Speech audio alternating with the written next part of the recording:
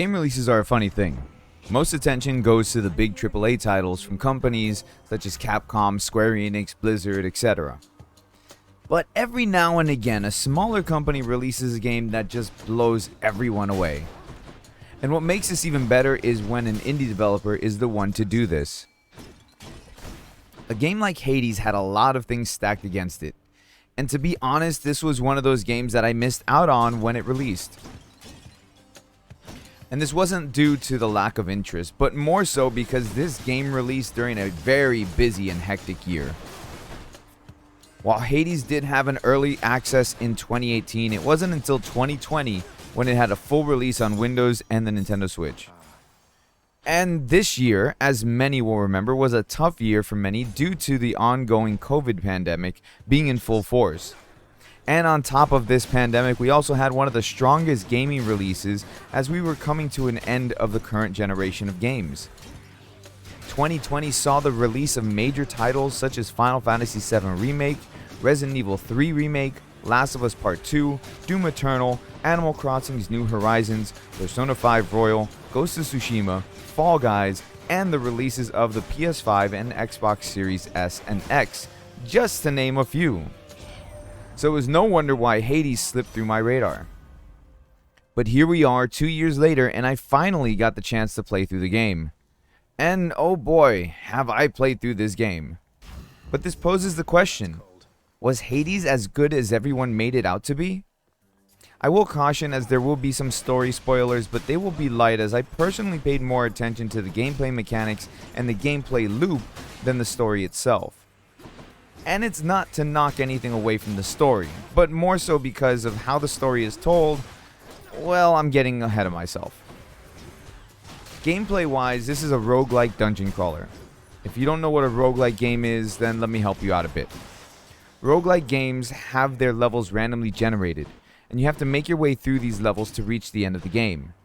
If you die in the game, you are transported back to the very beginning with all your power-ups that you may have accumulated stripped away. In the case of Hades, you can have permanent power-ups that you can unlock using different items that you find in your dungeon runs. This gameplay loop gives a sort of permadeath feel.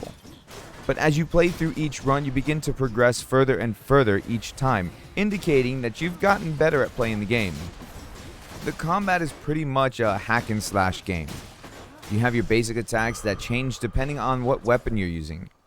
You're able to change your weapon before going into the dungeon run, and in switching your weapon, it will change how you play the game. Each weapon has a different special attack besides their primary attack, so finding out what suits your gameplay style is important with learning the mechanics of the game. Personally, my favorite tends to be the sword and the shield as the weapons. Besides your basic and special attacks, you also have magic attacks that can change based on your boons or power-ups that you receive. To help with movement, you also have access to a dash button.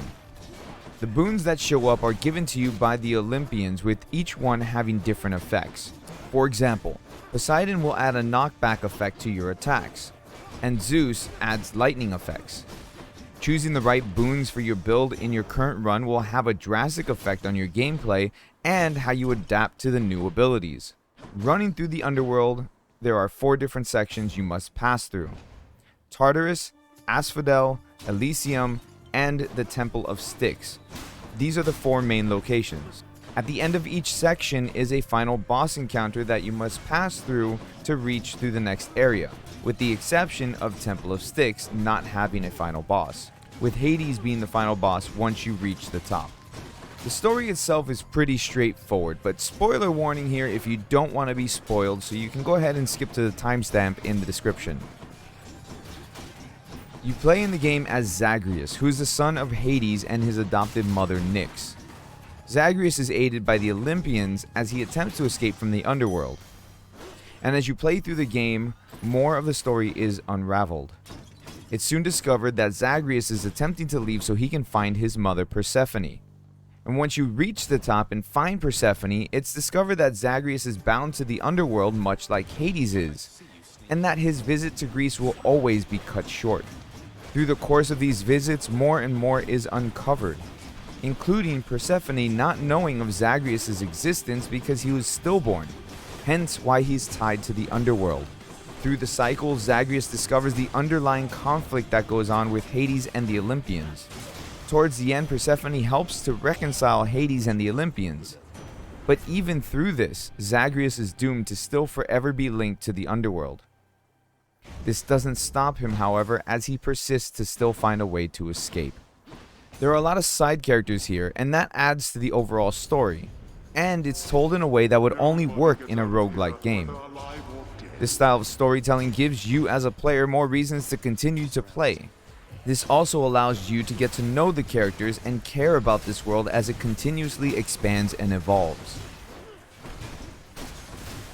The music in this game, in my opinion, is just alright. It's not too much to write home about, as I don't find myself pulling up the Hades soundtrack to listen to it out of the blue just like I do with other games, such as Persona, Last of Us, or Final Fantasy VII. The game is currently available on all platforms, and the fact that it was optimized for the Switch and Windows plays greatly in its favor. It's not a graphically demanding game, and as such, it runs beautifully no matter how you play the game. So with all this being said, is this game as good as everyone made it out to be? Well, to me, this is one of those rare circumstances where the game actually lives up to the hype, which is surprising to me. Most of the time where people tell me to play a game and overhype it, I'm left disappointed when I actually get around to playing the game. This is a game that is challenging enough to bring me back to it, plus with a lot of game-changing unlockables and the game always feeling different every time you play, helps greatly with this. So I'm glad I gave this one a chance, as I was pleasantly surprised, and I hope that those who haven't played it feel the same. And thanks for watching. If you enjoyed this quick retrospective on Hades, make sure you hit the like button and subscribe for more. And feel free to check out my affiliate links down below to be able to purchase games, and it helps out the channel. Until then, I will catch you guys next time.